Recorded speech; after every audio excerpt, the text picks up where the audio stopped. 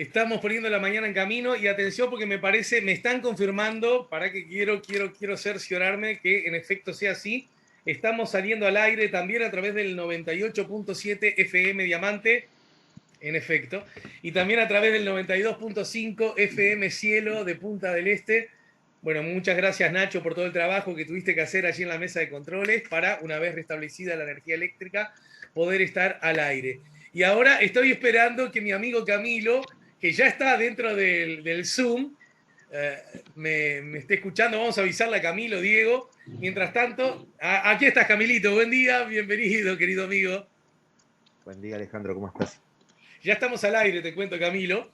Y vamos a hacer como se decía cuando éramos chicos. Bueno, cuando yo era chico, porque cuando yo era chico, vos todavía no habías nacido. Cuando yo era chico y había alguna dificultad o algo imprevisto, los conductores de televisión, pero fundamentalmente de radio, decían, vamos a hacer radio verdad, vamos a hacer, ¿no? Así que estamos contándole al público, lo hicimos desde el arranque, y te estamos contando a vos que recién ahora estamos saliendo al aire a través de la radio, porque hubo un corte de energía eléctrica para aquella zona, muy cerquita del obelisco, a los constituyentes, pero ya se restableció nuestra salida al aire, ¿de acuerdo? También por la radio, pero siempre estuvimos al aire en nuestro canal YouTube La Mañana en Camino, también te lo quiero decir, ¿sí? Y perdona que esto no lo hice antes porque no tuve tiempo, un poco presionado por la peripecia y por las circunstancias. Estamos esperando a nuestro querido amigo Diego Hernández Nilsson, que no sé si logró entrar al canal, al chat del canal YouTube, mejor dicho, a la plataforma Zoom, para poder conversar con él. No sé si tenés alguna información al respecto, Camilito. Entiendo que está entrando. Ahí está. Ahí está, ahí está. Ahí me parece que está entrando y le damos la bienvenida. Hola Diego, buen día, bienvenido también a vos. Buen día. Hola. Bueno, ya aprovecho, le estaba diciendo, estamos ya al aire, estamos, así que, pero Camilo lo sabe bien, las cosas que ocurren en mi programa de radio fuera del aire son muy parecidas a las que ocurren en el aire, así que tampoco cambia mucho la cosa. Bueno, me alegro. Bueno, Camilo, estamos en el marco de nuestra columna de los jueves, que siempre hacemos especial hincapié en el análisis político y desde el año 1, desde la temporada 1, estamos por la temporada 15 ya, La Mañana en Camino ha tenido el honor de siempre contar con queridísimos amigos, ilustres profesores, investigadores, docentes, buena parte de ellos del Instituto de Ciencias Políticas, pero también de otras casas de estudio. Bueno, en fin, que honran este programa y lo hacen de mejor calidad, a puro talento y a pura generosidad. Y entre ellos está, ya desde hace unos cuantos años, el querido y admirado Camilo López, que es el hacedor junto a Diego Hernández Nilsson, a quien recibimos por primera vez, de este artículo. Y aunque implique para ustedes, Camilo, Diego, llover sobre mojado, me gustaría que nos cuenten de qué va este artículo, cuál es el génesis, por qué lo hicieron, qué los une a ustedes en la actividad docente y académica, y en todo caso, cómo se puede acceder al mismo para después ir de lleno a los contenidos de él. ¿Sí? Camilo, Diego. Bien. Si quieren, como juego de locatario, por tener experiencia Claro. previa en la cancha, en esta cancha liverpulense, eh, les cuento. Con Diego tenemos por lo menos yo puedo decir que tengo el gusto enorme de trabajar con él hace un tiempo ya, hace unos años, y como vos sabés, Alejandro, nosotros nos dedicamos a temas más que nada internacionales. El asunto es la política internacional. Y la pregunta es, bueno, ¿por qué este texto? ¿O por qué haber trabajado en este tema? Este es un texto que está disponible en la página de una fundación española, del gobierno español, del Estado español, que es la Fundación Carolina, que es una fundación que se dedica a temas vinculados con la cooperación científica, tecnológica, educativa, básicamente de formación de personas en distintas áreas de la ciencia y de educación. Ese es el cometido de la Fundación Carolina. Tiene una serie de publicaciones, documentos de trabajo, de análisis, y en este caso es un análisis sobre el caso uruguayo frente a la situación de la COVID. por qué surge de esta manera? En realidad es un texto que arranca su génesis cuando el Uruguay estaba en otra etapa del manejo de la pandemia. Exacto. O sea, en realidad, este es un texto que debió haberse terminado a finales del año pasado y que por razones de la sobrecarga laboral no logramos terminar al momento que queríamos, y se fue estirando, y se fue estirando, y fue teniendo que abarcar necesariamente otros procesos que se iban dando. Y en realidad la primera historia que íbamos a contar era una historia de éxito. Y era una historia de éxitos, y era una historia en la que nos preguntábamos qué hacía ese éxito, y es ahí por donde entraba nuestro criterio de especialidad, que ahora le tiro la pelota a Diego en esto, después de dos comentarios, que uno tiene que ver con que un asunto que estudiamos nosotros desde los temas internacionales son las particularidades de los países pequeños. Y nosotros pensábamos que algunos elementos de las particularidades del Uruguay como país pequeño, como Estado pequeño en el sistema internacional, podían ayudar a hacer otra parte de la explicación que otra gente como Daniel Chaschetti, por ejemplo, Daniel Buclet, han explicado desde la política, es decir, bueno, desde algunas dimensiones de las relaciones internacionales, como el ser un Estado pequeño, nos parecía que ayudaba a explicar este asunto. Por eso nuestra aproximación y por eso nuestra llegada al tema. Y el segundo, porque dentro de esa misma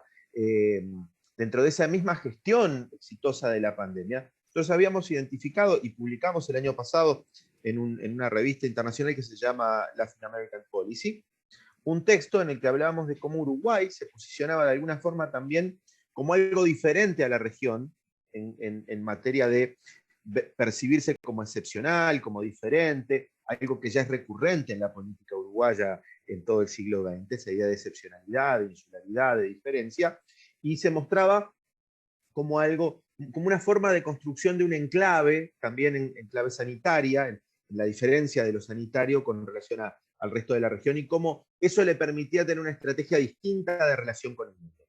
Entonces, llegamos desde lo internacional para explicar una historia de éxitos, y después terminamos preguntándonos por qué la estrategia que sirvió en un momento no sirvió en otro, ¿no? O tiene resultados que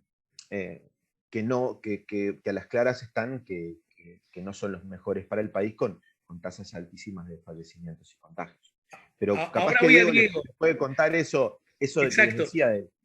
Pero antes y además dándole la explícita bienvenida, Diego, me parece que igual quiero advertirte del arranque, porque tenés chances de usar la puerta que está a tu espalda, que si ingresás una vez a la mañana en camino, se hace difícil después zafar, porque somos muy confianzudos y nos gusta que los demás trabajen para nosotros sin pagar nada a cambio. Y lo digo ya para que después, en todo caso, ya quede grabado. Me parece muy interesante. Cuente, Camilo, sí, dale que te vi el gesto. No, pensé que por lo menos le podías ofrecer algún bingo en el velódromo cuando volvamos a la vieja normalidad, pero bueno, está. Es que yo ya no hago planes de futuro. Es ciencia ficción. Porque justamente aprendí, mirá cómo uso la broma para esto. Si hay algo que nos ha enseñado, no al Uruguay, a la humanidad, este año y medio ya de peripecia pandémica, un poquito menos para Uruguay, pero para la humanidad ya un año y medio, es que las cosas como están, ya no están. Y como empiezan a estar, al ratito a lo mejor ya dejan de estar otra vez. Estamos de acuerdo en eso, ¿no? Los científicos, y en particular el mundo médico, roncos están de decirlo y de advertirlo. Y acá me parece muy interesante incluso la peripecia que vos contás, Camilo, porque lo que ustedes estaban, digamos, el puntapié inicial, la hipótesis inicial del trabajo es, mirá, Uruguay se ve que tiene ciertas características que hacen este contexto internacional que esté satisfactoriamente desarrollando su lucha contra el COVID en el marco de la emergencia sanitaria, con éxitos diversos y subrayados. Por lo tanto, esto es merecedor de estudio, ¿no? Y yo me imagino, cuando estás arribita de la ola, bueno, decir en Uruguay hablar de arriba de la ola es aludir al presidente, pero no fue desde ese lugar que yo lo... Cuando estás arribita de la ola, ves que de pronto la ola, como los dibujitos animados, cae de un momento al otro, y ahí tenés que recomponer miradas y usar el método de estudio y la ciencia, y me imagino que es una buena síntesis lo que le pasó a ustedes de lo que nos está pasando a todos con relación a la pandemia, ¿no? Ahora sí, Diego, buen día y bienvenido explícitamente para vos. Un día, muchas gracias por la invitación. Sí, la verdad es como dice Camilo, estábamos un poco de que estábamos con mucho trabajo, ¿no? El trabajo docente realmente se hizo muy duro en el contexto de pandemia. Y a su vez estábamos viendo que la realidad cambiaba dramáticamente cada semana, ¿no? Ya a partir de diciembre, en noviembre ya estaba anunciado por los científicos, pero a partir de diciembre ya se hacía más palpable. Y bueno, y ya comenzando 2021, la situación se hacía caer, los números hablaban por sí solos. Y sí, y realmente es parte del desafío por un lado es parte del desafío del trabajo científico, ¿no? Entender que la realidad cambia, que a veces uno tiene interpretaciones, que uno ya se siente cómodo con ellas, con una relación, con una realidad más estable, pero cuando la realidad comienza a cambiar en forma acelerada, se torna más inestable, eh, más impredecible, ¿no? Más indeterminable, es cuando se hace más interesante y más desafiante la labor científica. Y por Bien. otra parte, obviamente, un interés como uruguayos en aportar una interpretación a esa realidad que cambiaba y que nos estaba descolocando a todos, que obviamente, ¿no? Como todo trabajo de ciencias sociales, tiene una parte más positiva de análisis de datos duros y tiene también una parte de interpretación de esos datos, bueno, que no deja de ser ciencia también, pero que aplica más a la exégesis de esos datos, ¿no? De la realidad. Y bueno, y en ese sentido sí, creo que también los primeros meses fue postergado un poco el terminar el trabajo por esa sobrecarga laboral docente, pero también durante el verano lo que veíamos era que no se podía decir nada. Y no se podía decir nada porque estaban cambiando los datos sobre la incidencia del coronavirus en Uruguay, pero además no se podía decir nada porque uno de los temas más fuertes del trabajo, uno de los mayores focos que hacemos, que es la relación entre política y ciencia, también a partir de febrero vimos que estaba cambiando, ¿no? Que esa relación que había sido de una forma entre el gobierno, el sector científico y en particular el GACH, a partir de febrero vimos que empezaba a manifestar públicamente una nueva dinámica y bueno, y parte del desafío también es interpretar eso, no solamente interpretar el aumento de casos, sino interpretar, bueno, en la medida que el GACH empezaba a salir a la prensa, a dar algunas recomendaciones que no eran adoptadas por el gobierno empezaba a apelar también a argumentos más filosóficos o morales o políticos para explicar sus acciones, más allá de la recomendación de la ciencia, que siempre en un principio estuvo claro que era recomendación, que era asesoramiento, pero bueno, el componente político, el componente filosófico cada vez estaba más claro en las explicaciones que da el gobierno, también ahí había que trabajar un poco más esas interpretaciones que habíamos hecho en 2020. Y desde ese punto de vista, bueno, es increíblemente simbólico además que estemos conversando con ustedes aquí a horas de la despedida, de la fría despedida, como titula hoy el observador del Gacho, ¿no? También como un símbolo, como una señal política a propósito de este asunto. Pero en todo caso, ya desde el título ustedes dan unas pistas, me parece muy interesantes para que empecemos a ingresar en el artículo propiamente dicho.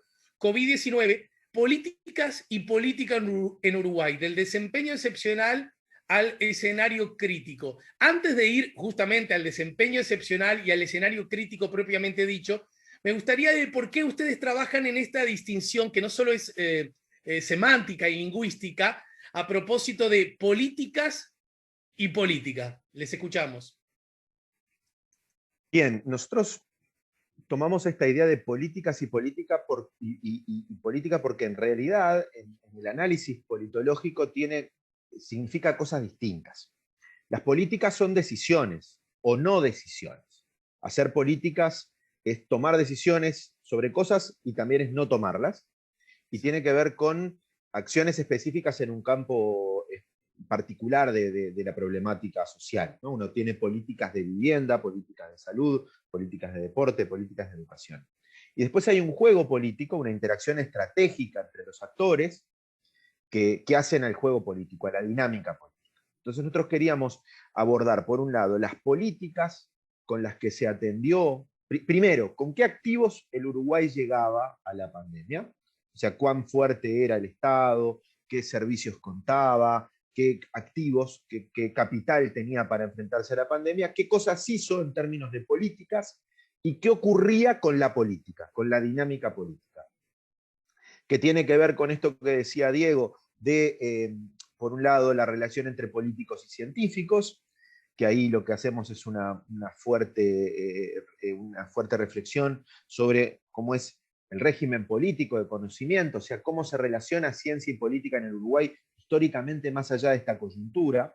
Y después, si querés, podemos entrar en esto que es bien interesante, y ahí nos apoyamos en trabajos que hizo otro amigo de La Mañana en Camino, que es Adolfo Garcés, que tiene un texto muy bueno sobre la relación entre política y ciencia. Después vimos un poco qué papel juega el Estado en este rol, en esta situación, y cómo articula los conflictos, y cómo veíamos que se corre cierta tensión, ya no entre capital y trabajo, entre dueños, entre grandes empresarios, o grandes productores rurales y trabajadores, sino entre lo público y lo privado, un nuevo corte ahí en la forma de construir estas ideas políticas, que también tienen que ver con una noción sobre el individuo, sobre cómo se construye la sociedad, sobre el papel de las personas, esta idea de la libertad responsable también como una concepción política con un fuerte corazón liberal en este planteo. Entonces, y también la agenda política del gobierno, un gobierno que no paró su agenda política,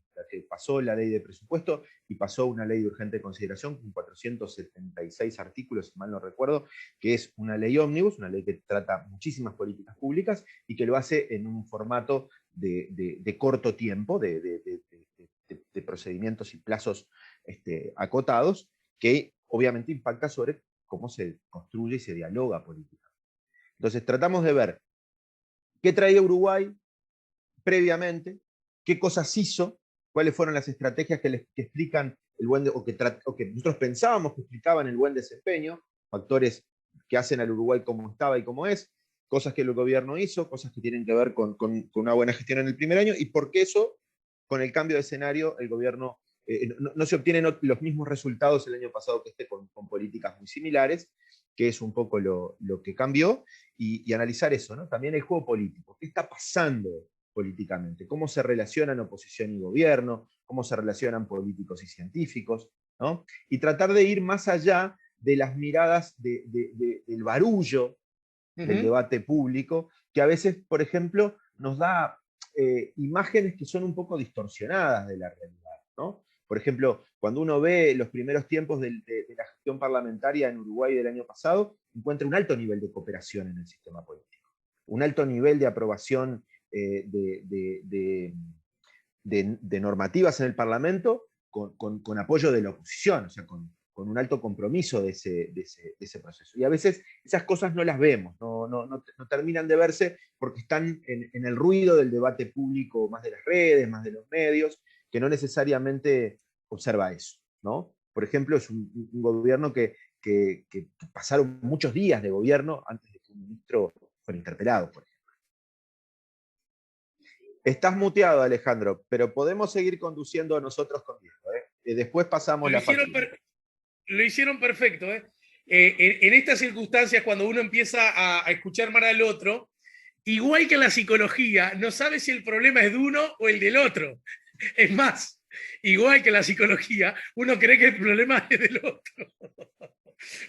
Por suerte, a tiempo me di cuenta que había dificultades en mi propia conexión, pero creo que se restablecieron. Bueno, vamos arriba. Te iba a decir, repetí el último enunciado, pero en realidad no repitas nada porque fui yo el que me salí del trillo. Yo les propongo, porque el reloj me lo exige, ir a una breve pausa. Y al regreso seguimos conversando para ingresar en estos asuntos. Y más allá del contenido del artículo, que por supuesto vamos a seguir transitando de él, hay un asunto que a mí me parece muy interesante para que ustedes, no dije además que Diego es doctor en en sociología, investigador y docente también. Hay un asunto que me parece muy interesante que ustedes me gustaría que nos ayudaran a entender.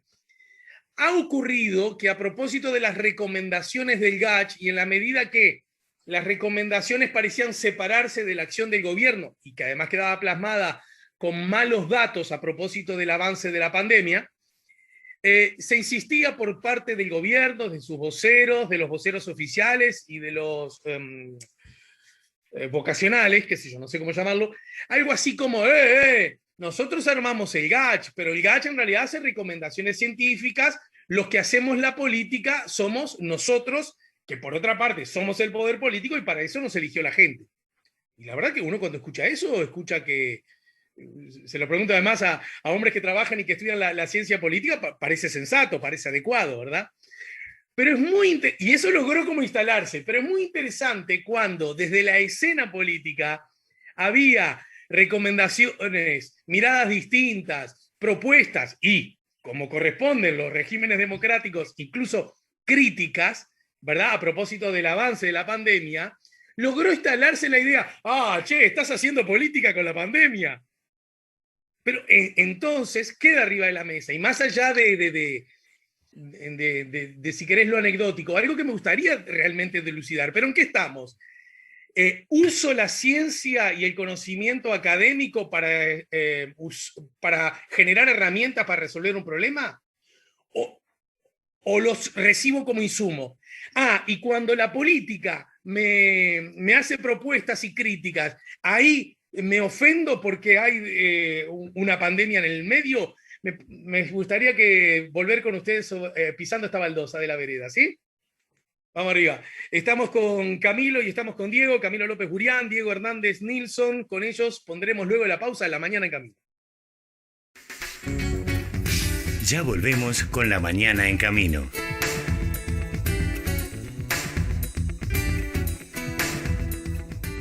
La Mañana en Camino, estamos en el 98.7, estamos conversando con los doctores en ciencia política, en sociología, Camilo López Burián, Diego Hernández Nilsson, respectivamente, y estamos conversando también a propósito de un artículo que se ha publicado y que a propósito me gustaría, estimados amigos, que nos cuenten si es de libre acceso y justamente, si así fuera, cómo se accede al mismo para que el mayor número de personas pueda, bueno, en fin, leerlo, indagarlo, recorrerlo, hurgarlo. Es de libre acceso y te mandamos el link para que después lo pongas en las redes sociales de La Mañana en Camino y debajo de la descripción de este video de YouTube. Bueno, así será, prometido. Soy el community manager de esto.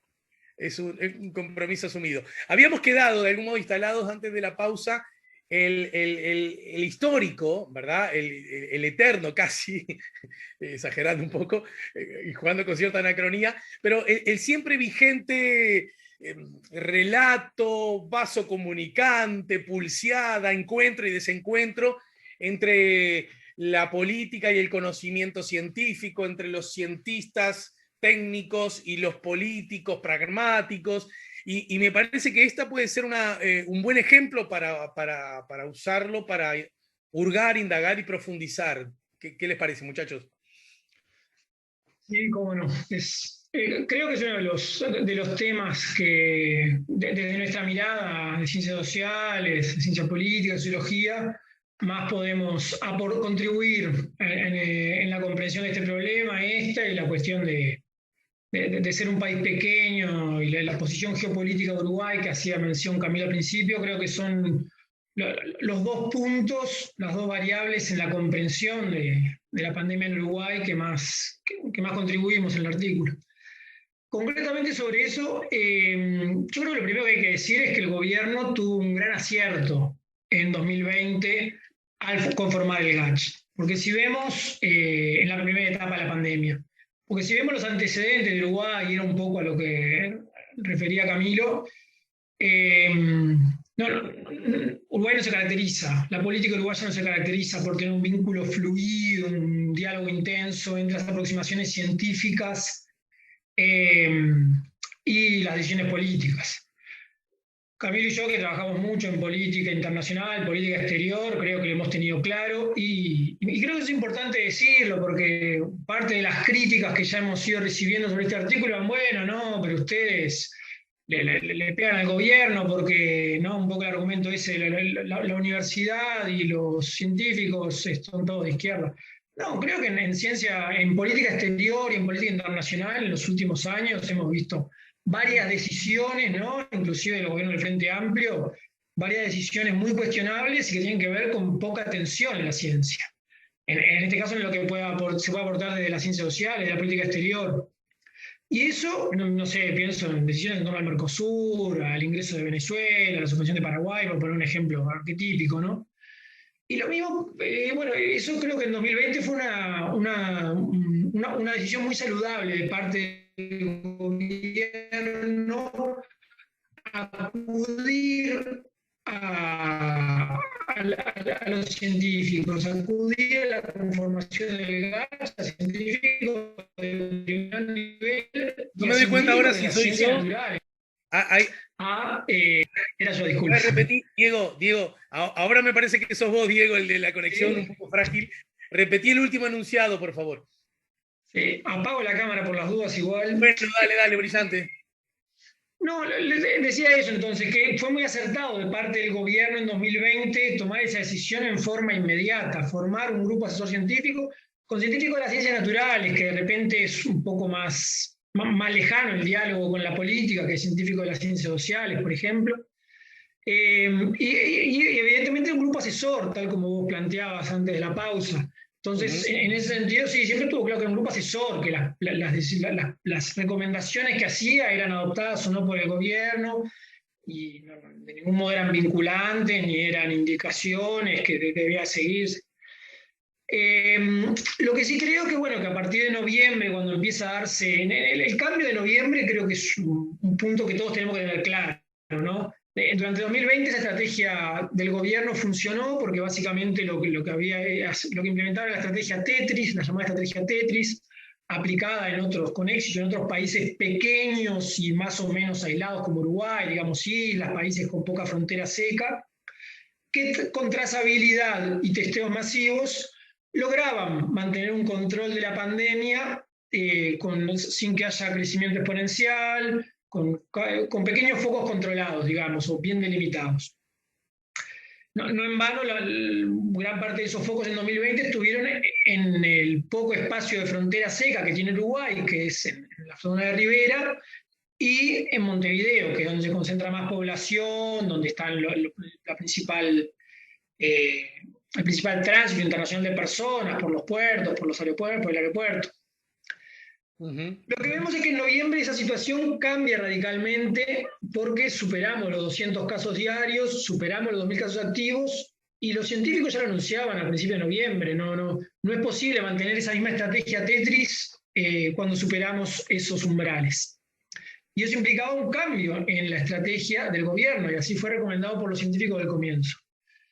Ahora, ahí es lo que dice lo que planteamos con Camilo, que ahí empieza la decisión política sobre si se continúan las estrategias, que en ese momento, las recomendaciones, que en ese momento la recomendación era cambiar la estrategia o no. Y el gobierno en general no adoptó la mayor parte de las recomendaciones, lo cual, de nuevo, en la medida que es un grupo asesor, es legítimo, ¿no? De ninguna forma es ilegítimo. Pero bueno, por algo estaban esas recomendaciones. Y ahí no solo la crítica va al gobierno, sino también podemos hacer una crítica a la oposición, porque el Frente Amplio, desde noviembre hasta abril, tampoco reclamó con mayor insistencia en que se adoptaran las recomendaciones que hacían los científicos. En ningún momento se paró en los pedales y reclamó eso, me parece a mí, ¿no? La percepción que un poco tenemos de los datos. Al repasar la actividad política desde noviembre hasta abril. Y en ese sentido, lo que se agrega además un poco es que si pensamos, por ejemplo, en la consigna blindar abril, propuesta por Rafael Radi en marzo, cuando estaba una vez más sugiriendo, proponiendo cortar las actividades, el gobierno toma esa consigna, pero en ningún momento, pero deliberadamente dicen, no, miren, pero no vamos a cortar las actividades, no vamos a bajar la movilidad porque está en contra de nuestra posición filosófica, porque no queremos un Estado policíaco, porque si falla la libertad responsable, falla la humanidad.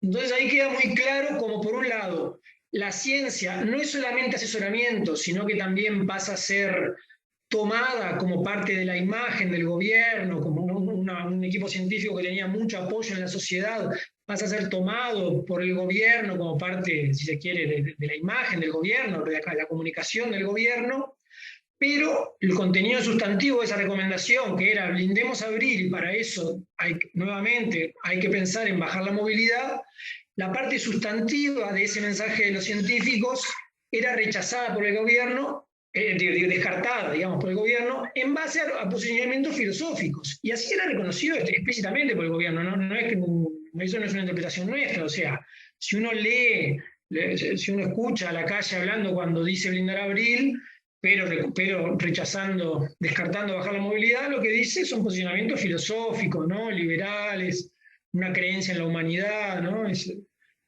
Entonces, un poco creo que por ese lado es interesante interpretar ese vínculo entre gobierno y ciencia en 2021, además de lo que aportaba, lo que planteabas vos, Alejandro, antes de la pausa, ¿no? Sobre el argumento de, bueno, no, pero ahora no. Pero es solamente asesoramiento la ciencia. Es solamente asesoramiento, pero además hay un uso político de ese mensaje científico, digamos. Sí, y aún así, y a lo mejor para también ver la mirada que sobre este tema tenga para darnos Camilo, citando incluso un tramo del artículo de ustedes, porque acá me lo anoté, el punto 5.3, la visibilización de lo político y los límites del liberalismo. Cuando se abordan estos asuntos, a propósito de qué estrategia seguir, y para decirlo claro, cuando se insiste, habría que bajar la movilidad, las respuestas han sido no necesariamente siempre las mismas, desde dicho incluso por el presidente, pero ¿qué significa bajar la movilidad? Es algo que todavía yo no entiendo, ¿no? ¿Recuerdan cuando se expresó? Me dicen de bajar la movilidad y no entiendo de qué hablan. Lo dijo en una conferencia de prensa algunos meses atrás. Esa es una, ¿no? Algo así como, me hablan de algo para hacer, pero yo no entiendo exactamente qué sería eso que debo hacer. Otros argumentos que se manejan es casi como una batalla bacteriológica semántica. Habría que bajar la movilidad. Ah, claro, querés cuarentena. No, me gustaría bajar la movilidad. Ah, querés las chanchitas en la calle. No, me gustaría bajar la movilidad. Ah, querés estado policíaco, ¿no? Algo así como, vos decís algo, pero yo no te escucho. Que también ha ocurrido bastante. Corríjanme, chiquilines, por favor, si le erro el bizcochazo, ¿eh? Y además, es muy interesante porque el gobierno aprobó en el Parlamento una ley que prohíbe que las personas puedan juntarse, puedan reunirse, ¿no? Digamos, hablando de Estado policíaco, digamos, más policíaco que, entre comillas, que prohibir el derecho a reunión, ¿no? Esos son asuntos. Pero después también hay otro, que cuando uno empieza a charlar con más tiempo, con algunos voceros del gobierno te dicen, bueno, porque cuando pones otros ejemplos, ¿qué querés? Ellos tienen otra cultura, ¿verdad? Como civilizaciones con otra cultura. Y también el otro argumento que se usa es, no, pero ellos tienen más dinero que nosotros, ¿verdad? O sea que podrían decirle a la gente, quédate que yo te pago para reducir la movilidad durante 3 semanas porque, bueno, ellos tienen dinero y nosotros no. Entonces a uno, pero ¿de qué estamos hablando? Y más allá que ese dato también es por lo menos cuestionado acerca de que el Uruguay tendría espaldas financieras para absorberlo. Pero más allá de eso, nos queda como picando, Camilo, Diego, ¿cuál es la razón por la cual no se... hay otra, que también quiero ser muy justo con los gobernantes cuando lo dicen. No sabemos si hacemos eso, si nos va a ir bien, ¿verdad? ¿Para qué vamos a hacer eso si no sabemos si nos va a ir bien? Bueno, desconociendo el argumento, pero mirá que nos está yendo mal ahora, ¿no? Bueno, en fin, la mesa está servida. Primero, ¿no? Pusiste muchas cosas arriba de la mesa. No sabemos cómo nos va a ir, sí, no sabemos cómo nos va a ir. Lo que sí sabemos es cómo nos va, que no nos va bien y que si mantenemos todo como está, lo que tenemos es un decrecimiento o sea, van a ir bajando los contagios y los fallecimientos lentamente. Y que por lo tanto esto se puede calcular en cantidad de personas que se van a enfermar, van a pasar mal y van a morir. Eso es una cosa medio lógica. Uno puede calcular y puede ver cómo esto se proyecta y cómo hay una relación entre la movilidad y esta dinámica. ¿Qué es bajar la movilidad? Bueno, digámoslo, bajar la movilidad, cuando uno lo ve en las propuestas del GACH o en las propuestas internacionales, o en lo que han hecho otros países, es con un horizonte de vacunación, bajar la movilidad durante un periodo corto de tiempo, o sea, restricciones más duras durante un tiempo corto, 3, 4 semanas, que permitan el avance de la vacunación. O sea, esto no se frena con vacunación, la vacunación es un resultado a más largo plazo y es necesario parar los contagios para realizar. Este es un poco el plan. ¿Qué es lo que hay que hacer con ello? O sea, ¿sucede bien o no sucede bien? ¿Dará o no dará un buen resultado? No lo sabemos. Pero está la posibilidad de hacerlo. Y para ello, el asunto es que el Estado tiene que participar, tiene que hacer cosas. Tiene que, no estoy diciendo tiene que en términos de recetas, no estoy diciendo qué es lo que conlleva esta estrategia, ¿no? Esta estrategia de parar 3, 4 semanas implica que el Estado ponga dinero en cosas. Y eso implica aumentar el gasto público, aumentar algunos déficits o contraer deuda, en función de qué es lo que tenga. Y ahí la valoración de qué es lo que tenga, qué es lo que le parece al gobierno como una política razonable hacer. Y esto es volver casi a marzo, es volver a la situación de marzo. Pero lo que pasa es que en marzo de este año no es el momento que tenemos ahora. Y ahí me parece que está el asunto clave de la importancia de generar reglas, de generar incentivos específicos, de generar cosas que le permitan a la gente quedarse, en términos de dineros que reciban o distintos tipos de políticas públicas que le permitan a las personas, sobre todo las más vulnerables, no tener que pasar por esto, controles más férreos sobre cosas. Si uno ve, por ejemplo, las inspecciones sobre trabajo en los últimos tiempos muestran altos grados de incumplimiento de los protocolos en relación a la pandemia en las áreas de trabajo. Y esto es muy importante. Entonces, ¿qué es reducir la movilidad? Implica poner dinero y generar reglas, instituciones. Esto lo plantea Bouquet muy claramente en un texto publicado hace un tiempo en varios países de América Latina, la importancia de que si uno no genera incentivos, los individuos no van a actuar virtuosamente, naturalmente, ¿no? Y aquí empieza esta tensión que vos decías entre la concepción política liberal que el gobierno tiene en términos de un Estado. A ver, parte de la retórica es quienes nos van a sacar de esta situación es el sector privado, ¿no? Aquí el clivaje, el corte, la dicotomía está puesta en esta lógica de un sector privado al que hay que cuidar porque es el que nos va a sacar de este planteo, y un Estado que de alguna forma tiene un repliegue en algunas cosas. Obviamente vamos a escuchar planteos desde el oficialismo diciendo que hay una fuerte apuesta a intervenir con distintas políticas públicas. Eso nosotros no estamos negando eso, sino cuando se habla de este cierre y me preguntas, bueno, ¿qué es este cierre? Bueno, es un cierre corto para maximizar el efecto de estas vacunas, tratar de con un horizonte corto tener una baja significativa de la movilidad, para lo cual se necesitan incentivos en términos de darle a la gente cosas, prohibir algunas cosas, ¿no? Y cuando se dice el gobierno cumplió con la gran mayoría de las recomendaciones del GACH, el asunto es que esto no es una cuestión cuantitativa de cuántas cosas cumplió, sino cuáles cumple y cuáles no. Puedo incumplir una recomendación y esa recomendación ser clave en la estrategia. Y esto, vuelvo al planteo inicial, tiene que ver con una tradición de cómo es la relación entre ciencia y política en el Uruguay. Ustedes recordarán cuando Mujica se enojaba con el economista Gabriel Odone y decía que Gabriel Odone no entendía las cosas porque nunca se había subido un tractor. Bueno, esa discusión, voy a citar un autor muy reciente, que no es otro que Platón. Ya en la República de Platón estaba la discusión entre la relación entre ciencia y política, entre los expertos y la política. Platón decía que era mejor que nos gobernara un rey filósofo, y después Aristóteles va a decir que hay que reivindicar la política.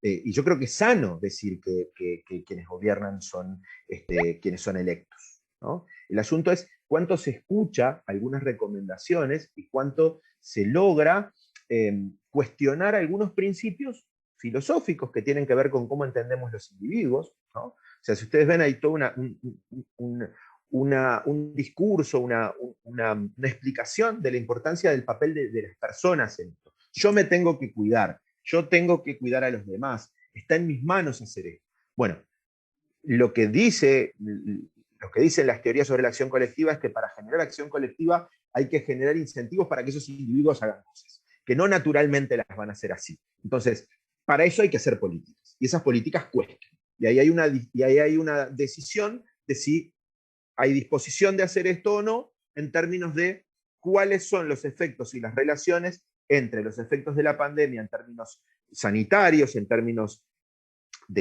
sociales y en términos económicos. Y ahí es donde está este asunto colocado en el medio. Lo que ocurre en la relación entre ciencia y política responde mucho a la trayectoria del Estado uruguayo, de la forma en que se hace política en Uruguay, ¿no? Pero me parece que está ese asunto, y hay una retórica también donde dicen, bueno, no politicen la pandemia, ¿no? La discusión de la no politización. Una epidemia es la visita de una enfermedad a un demos, es la visita de una enfermedad a un pueblo, a un lugar, y eso implica decisiones políticas naturalmente. Hay decisiones políticas naturalmente, de cómo se distribuyen los recursos para atender esa situación. Y ese tipo de cosas visibiliza las desigualdades sociales. No es lo mismo pasar la pandemia en un apartamento, en un barrio acomodado de Montevideo, que en los rincones más olvidados del país. Entonces, esas cosas no es que las cosas se politicen. Una epidemia es un hecho social y demanda discusiones políticas, y por lo tanto visibiliza la intrínsecamente existente relación entre ciencia y política. No son dos cosas naturalmente separadas, porque tienen que ver con nociones de cómo entendemos que se resuelven los problemas, ¿no? Hay quienes, por ejemplo, podrían decir, cuanto más rápido resolvamos la situación sanitaria, más rápido reactivaremos la economía. Y ahí hay mecanismos mentales de cómo entendemos que esto funciona. Por lo tanto, es un debate político. No necesariamente político partidario, sino político en términos de resolver un asunto público que tiene efectos sobre el colectivo, donde estamos hablando de bienes públicos, de la salud pública, por ejemplo, ¿no? Y que implica la acción colectiva. Y esto, de cuánto genera incentivos el Estado, es una discusión clave.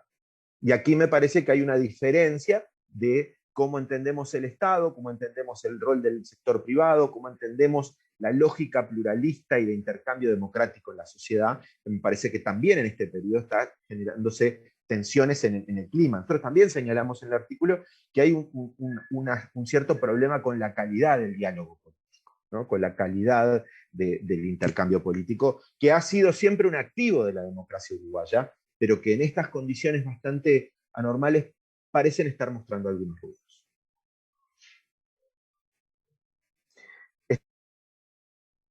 Está silenciado, Ale. Estamos en el final por hoy, solo por hoy. Pero en todo caso, con relación a esto, digo, no sé si querés agregar algo, pero te invito que a eso que pensás agregar, también dejes arriba de la mesa, porque por un lado, creo que vos en el artículo se señala, pero vos también lo decías recién, fue, me parece, un gran acierto del Estado uruguayo, de la República y del gobierno, la creación del GACH, ¿verdad? Ese instrumento. Sobre esto podríamos, me parece, coincidir los tres, y hasta 3 millones me da la sensación, ¿no? ¿Sí? Sí, correcto.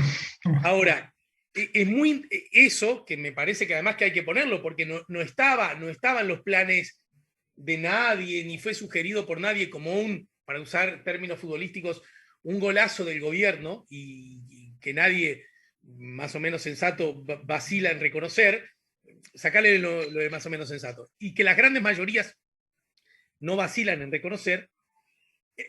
Termina, como termina ayer, me parece que hay una buena síntesis que hace diario El Observador en su portada digital, señalando, a propósito del tema, un frío adiós, ¿no? Están ahí con tapabocas, con abrigos en la puerta de la torre ejecutiva.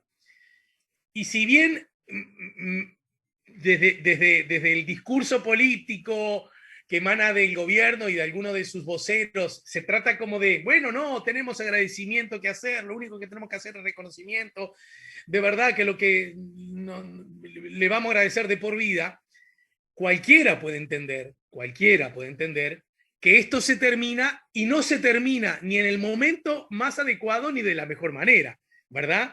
El asunto es, ¿qué hacemos con ese hecho que no termina bien, aunque tu amigo te quiera decir, no, nos separamos, pero es mejor para todos porque es de común acuerdo? No era el plan era irse a mudar a una casa más grande, hacer una fiesta, tener gurises y ser felices para toda la vida. No ocurrió eso. Diría que en buena medida parece que ocurrió todo lo contrario. Más allá del legítimo discurso político que gobernantes por un lado y oposición por el otro tratan de hacer sobre las cosas, nosotros los ciudadanos, ¿con qué nos quedamos? Porque del mismo modo que la existencia del GACH nos daba ciertas certezas o ciertas tranquilidades, ahora que no está cumpliéndose el rol a menos, nos deja un poquito más sueltos, más frágiles, más débiles.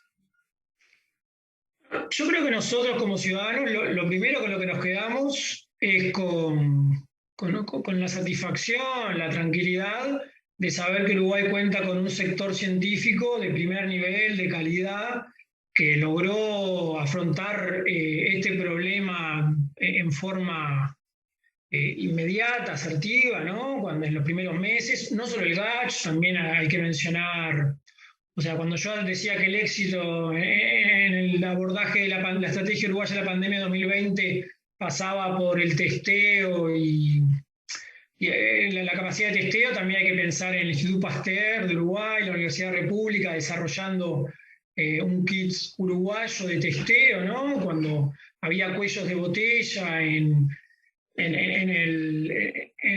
el mercado internacional de reactivos, de test, de kit, de test para el coronavirus, etc.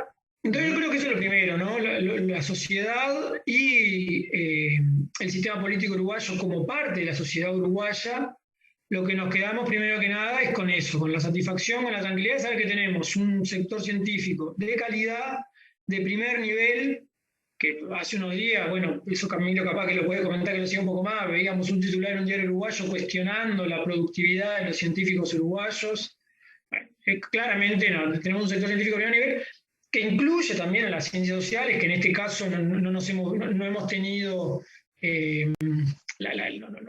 no hemos tenido el mismo lugar en la escena que las ciencias naturales por el problema que hay que afrontar, pero bueno, por supuesto en otras instancias hemos visto como otras áreas de la ciencia en Uruguay también tienen una producción de primer nivel, y eso es importante pensando justamente lo que comentaba, de que la pandemia va a seguir, la pandemia no se termina, la post-pandemia en realidad es pensar la vida en la pandemia, porque durante los próximos, no sé, meses, años, no quiero hacer futurología, pero es claro que esto no se termina ahora, que la aparición de nuevas variantes en forma bastante asidua en los últimos meses nos da la pauta de que esto se va a mantener, y bueno, parte del problema uruguayo en la estrategia de abordaje 2021 tiene que ver con la llegada y el rápido predominio de la variante P1. Entonces, para eso es importante saber que tenemos un sector científico que puede aportar respuestas. Y ahí yo creo que la vida en sociedad y en particular la política siempre es contingente. Hoy lo que tenemos es esta fría despedida, este frío adiós que vos mencionás, que tiene por un lado a políticos del Frente Amplio y de la oposición, dando cuenta de este reconocimiento que la sociedad y que la prensa también ha transmitido al sector científico.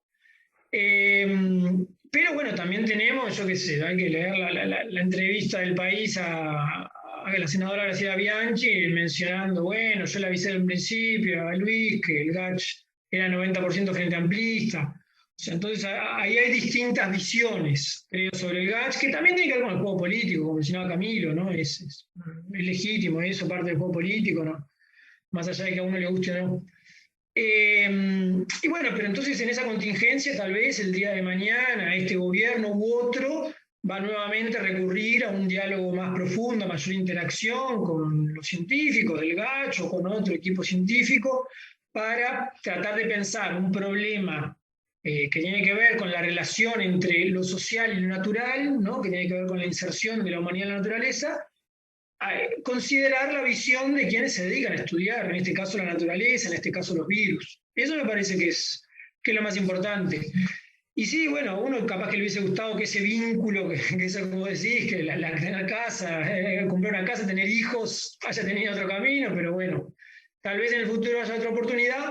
Lo que sí tenemos es una preocupación por otro lado, y esto sí, ya para terminar quiero hacer énfasis, una preocupación ahora por los próximos meses de invierno, en los cuales queda un poco la sensación de que el gobierno, yo creo que voluntarista, a Camilo creo que no le gusta esa palabra, en forma un poco voluntarista apuesta a las vacunas, cuando la visión justamente de los científicos es que difícilmente las vacunas surtan un efecto en general en la población hasta por lo menos la primavera, ¿no? Y eso, suponiendo que no van a llegar nuevas variantes del virus y van a generar mayores problemas en la efectividad de las vacunas. Entonces, bueno, para ese lado también creo que sería bueno mantener el vínculo, si bien no el gobierno, tal vez la sociedad, tal vez la prensa, tal vez la oposición, pero mantener ese vínculo con el sector científico. Bien. Un Camilo, cierrecito chiquito. adelante, amigo. Quería pasar también un planteo. Ahora que se habla de reconocimientos al aporte de la ciencia al manejo de la pandemia y a los problemas públicos, recordar algo fundamental. No hay mejor reconocimiento que la apuesta a la inversión en investigación, en ciencia, en tecnología, en desarrollo para la inclusión, y eso se refleja en el presupuesto nacional, y eso se refleja en cuánto se aporta y qué políticas se mantienen más allá de los gobiernos sobre la inversión en ciencia, tecnología e innovación. Y eso es clave. Y si uno ve el último presupuesto nacional, va a encontrar recortes al sector científico, por más que luego hubo una revisión modesta de dineros que se habían quitado que se vuelven a colocar. También hay que reconocer que en el año anterior, el último año del gobierno del Frente Amplio, también había habido una disminución en parte del presupuesto. Pero hubo una importante disminución del presupuesto en este periodo, y esto también se ve cuando se afecta al presupuesto o no crece el presupuesto universitario de la Universidad de la República, que es responsable de más del 80% de la producción científica del Uruguay. Entonces, no hay mejor homenaje que comprometerse políticamente con un presupuesto estable más allá de las variaciones temporales, o sea, y de gobiernos. La implicación de tener una política de Estado en relación a la importancia de la ciencia para el desarrollo. Y de las ciencias, de nuestra cultura y de nuestra construcción de conocimiento, que es parte de lo que nos ayuda a pensarnos y a repensarnos y a tratar de ser una sociedad que incluya y que trate de avanzar. Sin eso, ese es el mejor homenaje. Es mi opinión, creo que Diego probablemente lo comparta.